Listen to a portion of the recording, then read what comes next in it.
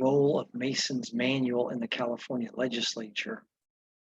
It was originally published in 1935, and its formal title is Mason's Manual of Legislative Procedure, which is commonly referred to as Mason's Manual. It is actually the official parliamentary authority for most state legislatures here in the US. Interestingly, its original author, Paul Mason, was actually employed by the California Legislature. According to NCSL, the National Conference of State Legislatures, Mason's manual was updated 6 times by Paul Mason. And now NCSL holds the book's copyright, and NCSL follows Paul Mason's tradition of updating and reprinting the book approximately every decade.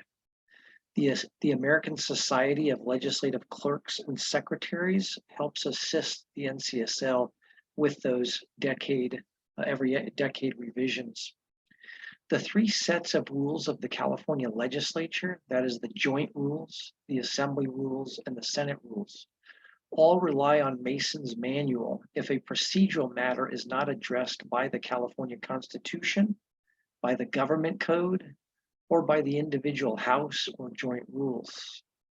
So, in Joint Rule 31, it says, all relations between the houses that are not covered by these rules shall be governed by the latest edition of Mason's Manual.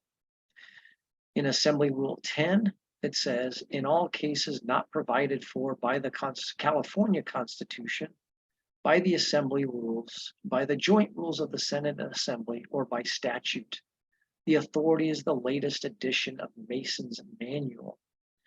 And Senate Rule 20 then provides, in all cases not provided for by the Constitution, these rules, the joint rules of the Senate and Assembly or statute, the authority shall be the latest edition of Mason's Manual or the custom and usage of the Senate.